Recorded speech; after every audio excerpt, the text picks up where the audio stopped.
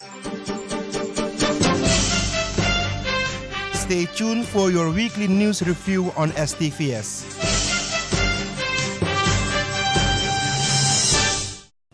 Welcome to another edition of the News Review in English. I'm Dakota Simpson, your presenter. We will begin this evening with a review from Thursday, August 29.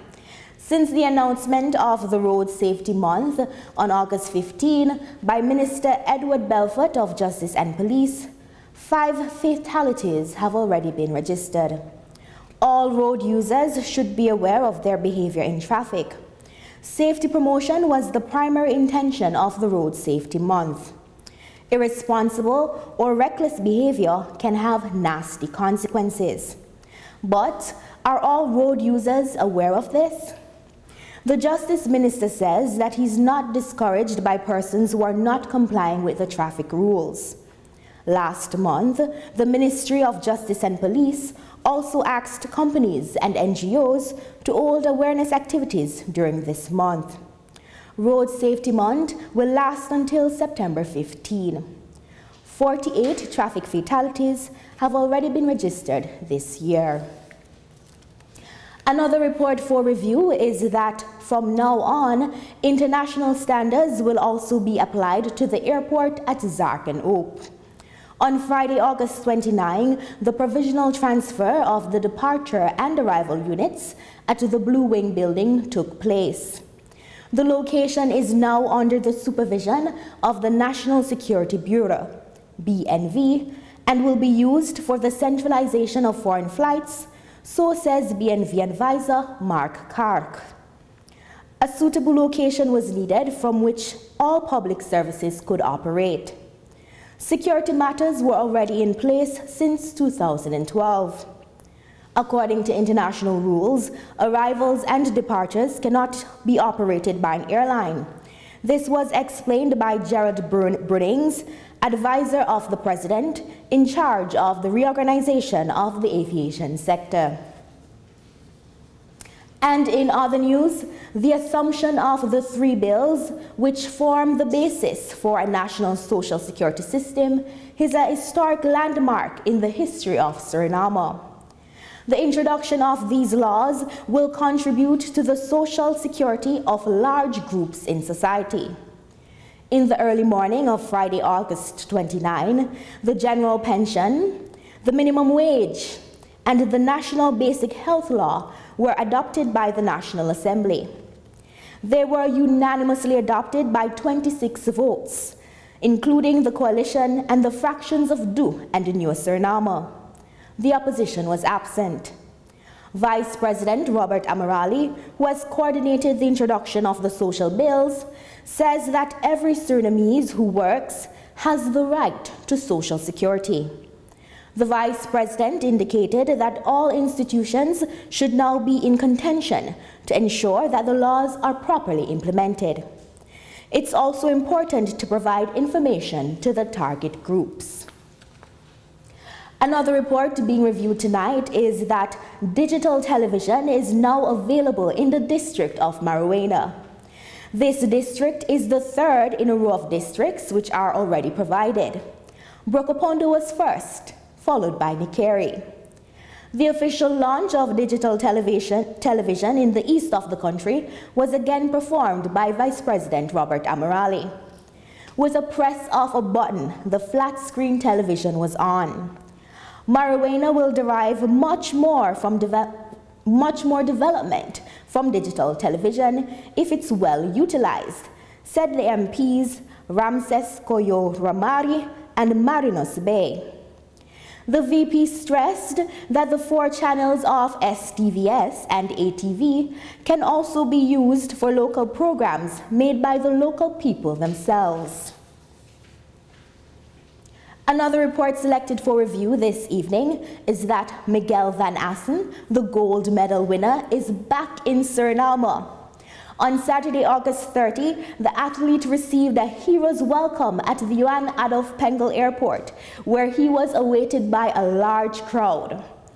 On Monday, August 25, Miguel Van Assen won gold at the Youth Olympic Games in Nanjing, China.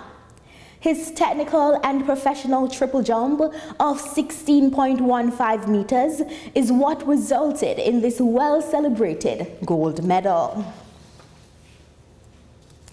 Another report shows that expertise and craftsmanship stood at the heart of this year's Barbers event.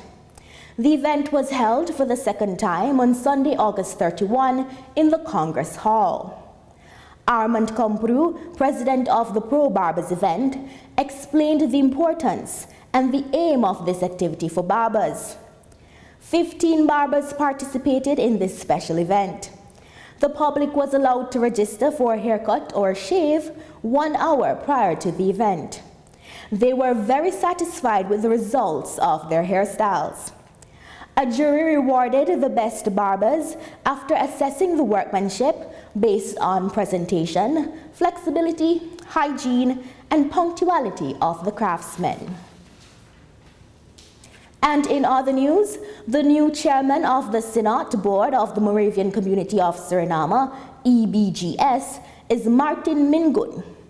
He was elected in the Wanica Church on Saturday, August 30 by 63 votes, while the vice chairman, Charles Edward, received 57 votes. 6 candidates were competing for the presidency. The 17th Synod was held from August 24 until August 29. Bible studies, morning devotions, deliberations, and evening sessions of the churches were discussed. The first vote was to approve the draft policy 2014-2017 of the provincial board. The draft policy was adopted by 86 votes. The second vote was to choose the new Senate board, while the third vote was to choose a representative for the Unity Synod. The choice for this function fell on Clifford Marica. Hesdy Samuel was elected Precies for the province Suriname during the 4th ballot. The 5th voting was for the election of the Presids. The President and Presids, first and second Vice Presids, constitute the Presidium. Finally, there was also an elected Provisional Council consisting of 7 persons. Another report being reviewed this evening is that next month, the mobile unit of the Central Registration Office, CBB, will travel throughout the country to issue ID cards. Last week, the CBB staff was in the district of Nikeri, where more than 2,500 new ID cards were issued. The mobile unit of the CBB then went to Wageningen to provide the service. The demand for ID cards was great, given the growth of the local people. The coordinator of the mobile unit, Griselia Sonmajo, explained the procedures. According to the CBB, an ID card is owned by the state and is given only on loan to the public, which should use it carefully.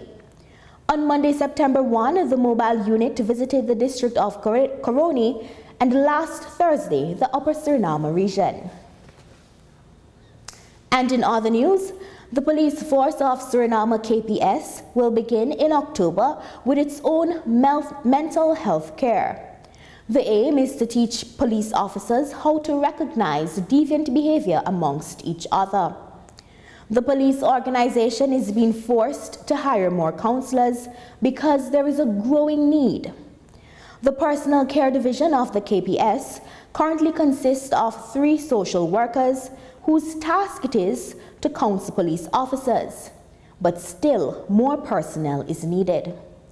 Samantha Phillips is one of the social workers employed by the KPS who helps police officers who exhibit abnormal behavior on a daily basis. The social workers do this together with external experts. The police force has more than 1,000 troops. The most common problem of the weapon bearers lies in intimate relationships. This year, 4 police officers committed suicide. Last weekend, a police officer killed himself with his service weapon. Ruben Peter, human resource manager at the police force, said that any form of deviant behavior that is observed in a police officer may result in that officer being arrested at once. Whether the counseling is successful or not is still to be investigated. The training for mental health services will start in October. Final reports for this evening show that there are already more than 8 cases of chikungunya registered in Nikeri. The commissariat is now conducting spraying operations in the district to quell this virus. Most cases of chikungunya are concentrated in the center of New Nikeri. The commissariat has sprayed the area between Waterloo Straat to DC, Parabensinweg, Margarettenbergweg, and GG Marianaartstraat last week. Remarkably, most cases of chikungunya occur in individuals which have recently been to Guyana. According to District Commissioner Wedpakas Julum Singh, the situation is very serious and measures are being taken to fight the virus. Thank you for watching. Until next time, on behalf of the entire News Review in English team, I'm Dakota Simpson, wishing you a blessed evening.